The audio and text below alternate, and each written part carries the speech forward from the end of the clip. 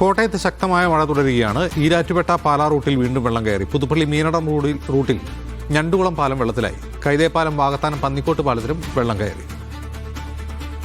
കോട്ടയത്തിന്റെ പല ഭാഗത്തും ഇത്തരത്തിൽ വെള്ളം കയറി കിടക്കുകയാണ്. ഇപ്പോൾ നമ്മൾ നിൽക്കുന്നത് കരിപ്പ ഭാഗത്താണ്. കരിപ്പയിലും ഇത്തരത്തിൽ വെള്ളം കയറി കിടക്കുക. ഇപ്പോൾ ആളുകളെ എത്ര പേരെ ഇങ്ങനെ വെള്ളത്തിൽ കയറ്റിക്കൊണ്ടുവരാൻ പറ്റി?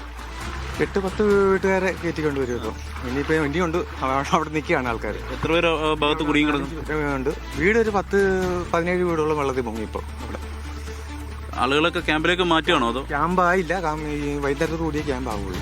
ഇത് മുമ്പ് കണ്ട അതേപോലത്തെ ഉള്ളൊരു പ്രളയം തന്നെ തീർച്ചയായിട്ടും. ആ ഒരു കുത്തൊഴുക്ക് കാണാം. ഇത് റോഡാണ്. ഈ റോഡ് ഈ സമീപത്ത് കാണുന്ന ഈ വീട് കാണാം. ഈ വീട്ടിലേക്ക് വെള്ളം ഇങ്ങനെ ഒഴുകി കയറുന്നത് കാണാം. അത്രയും വലിയ തോതിലുള്ള വെള്ളമാണ് ഒഴുകി ഈ പ്രദേശത്തേക്ക് എത്തുന്നത്. ഇപ്പോൾ ആർപ്പൂക്കര പ്രദേശമാണ് ഈ ഉള്ളത്. ആർപ്പൂക്കര കരിപ്പ പ്രദേശത്താണ് നമ്മൾ നിൽക്കുന്നത്. ആ പ്രദേശത്താകമാനം ഇത്തരത്തിൽ വെള്ളം കയറി കിടക്കുകയാണ്. ഞാൻ ആ ദൃശ്യങ്ങൾ കാണിച്ചു തരാം. ഇത് ഒരു ഫുട്ബോൾ ഗ്രൗണ്ടാണ്. കുട്ടികൾ കളിക്കുന്ന ആ ഗ്രൗണ്ട് കാണാനേ സാധിക്കുന്നില്ല. അത്രയ്ക്ക് വെള്ളം നിറഞ്ഞു നിൽക്കുകയാണ്. ആ പോസ്റ്റിൻ്റെ മോൾ ഭാഗമാണ് കാണുന്നത്. അത്രയും വരെ വെള്ളം കയറി കിടക്കുന്ന ഒരു സാഹചര്യമാണുള്ളത്. ഇനിയിപ്പം ഇപ്പുറത്ത് പല വീടുകളും ഇത്തരത്തിൽ തന്നെ വെള്ളത്തിൽ മുങ്ങിപ്പോയിരിക്കുകയാണ്. പലരെയും ഇവിടുന്ന് ക്യാമ്പിലേക്കും മറ്റും മാറ്റിയിട്ടുണ്ട്. പലരും വീട് വിട്ട് ഉപേക്ഷിച്ച് മറ്റ് ബന്ധു വീടുകളിലേക്ക് പോകുന്ന സാഹചര്യമാണുള്ളത്. അത്തരത്തിൽ അതിരൂക്ഷമായ സാഹചര്യത്തിലൂടെയാണ് കോട്ടയം ജില്ലയുടെ പല ഭാഗങ്ങളും കടന്നുപോയിക്കൊണ്ടിരിക്കുന്നത്. ഏതായാലും നിലവിലെ ഒരു സാഹചര്യം അതിരൂക്ഷമാണെന്ന് തന്നെ പറയേണ്ടിയിരിക്കുന്നു. ഈ നിലവിൽ 71 ക്യാമ്പുകളാണ് ജില്ലയിൽ ആരംഭിച്ചിട്ടുള്ളത്. 1600-ത്തിലധികം ആളുകൾ ഈ ക്യാമ്പിലെല്ലാം തന്നെ കഴിയുന്നുണ്ട്. നമുക്ക് ആ ദൃശ്യങ്ങളിൽ കാണാം. വീടുകൾ എല്ലാം നിൽക്കുന്നത് എന്തുമാത്രം വെള്ളം കയറിയിട്ടുണ്ടെന്ന് ആ ദൃശ്യങ്ങളിൽ തന്നെ വ്യക്തമാണ്. പല വീടുകളിലും ആളുകളില്ല.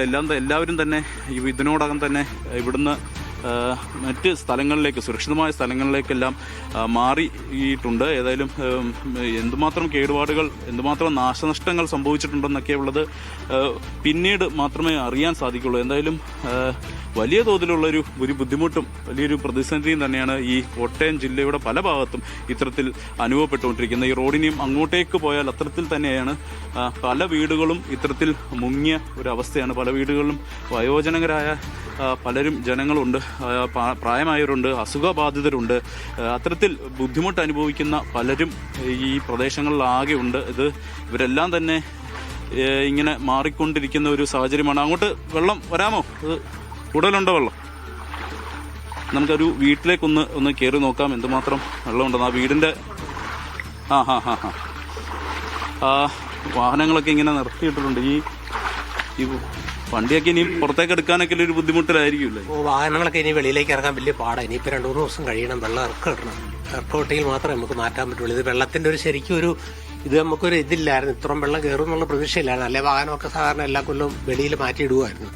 ഈ അടുത്ത വീട്ടിൽ നിന്നൊക്കെ ആളുകളൊക്കെ മാറി ഇവിടെ ഉള്ള ആൾക്കാരെ മുഴുവൻ ഷിഫ്റ്റ് ചെയ്ത് അത് ഈ വെള്ളപ്പത്തിൽ തന്നെ ഇപ്പം ഇന്ന് TV-യിൽ മൊബൈലിലൊക്കെ കൊടുത്തിട്ടുണ്ടായിരുന്നു. ഇങ്ങനെ കശാരയെ ചുമന്ന് ബച്ചിമാരെയൊക്കെ ചുമന്ന് കരയ്ക്ക് കയറ്റിയിട്ട് അവിടുന്ന് വണ്ടി വിടുമായിരുന്നു. നിങ്ങൾ മാറുന്നില്ലേ ഇതിൽ? ഇവിടുന്ന് മാറാനെന്ന് പറഞ്ഞാൽ കുറച്ച് സമയം കൂടെ നോക്കിയിട്ട് മാറാമെന്ന് ഓർത്തുകൊണ്ടാണ്. സാധനങ്ങളെല്ലാം പൊക്കി വെക്കണം. ഒന്നും പൊക്കി വെച്ചിട്ടില്ല. കട്ട എടുത്തുകൊണ്ട് വന്നിട്ടെല്ലാം പൊക്കി വെച്ചിട്ട് വേണം മാറണമെങ്കിൽ. എത്ര പേരുണ്ട് വീട്ടിൽ? ഇവിടെ ഞങ്ങൾ 3 പേര്, അമ്മയും ഞാനും വൈഫും.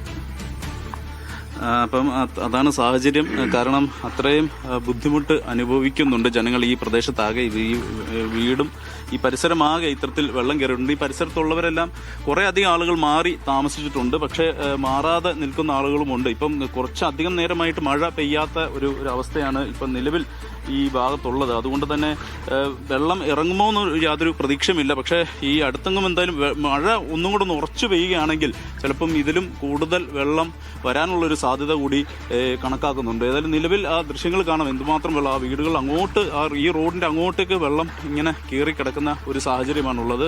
ഏതായാലും നിലവിൽ ഇതാണ് ഇവിടുത്തെ അവസ്ഥ. നമുക്ക് ആ ദൃശ്യങ്ങൾ കാണാം. ഒരു വെള്ളം തുഴഞ്ഞിങ്ങനെ വരികയാണ്. പല ആളുകളെയും ഇത്തരത്തിൽ അങ്ങോട്ടും ഇങ്ങോട്ടും ഇങ്ങനെ കൊണ്ടുപോയിക്കൊണ്ടിരിക്കുകയാണ്. ഈ വെള്ളം കയറി കിടക്കുന്നതുകൊണ്ട് തന്നെ പല സ്ഥലങ്ങളും ഒറ്റപ്പെട്ടു പോയൊരു സാഹചര്യം കൂടിയുണ്ട്. വളർത്തുമൃഗങ്ങൾ ഉൾപ്പെടെ ഇത്തരത്തിൽ ഒറ്റപ്പെട്ടു പോകുന്ന ഒരു അവസ്ഥയിലേക്കാണ് എത്തിയിരിക്കുന്നത്.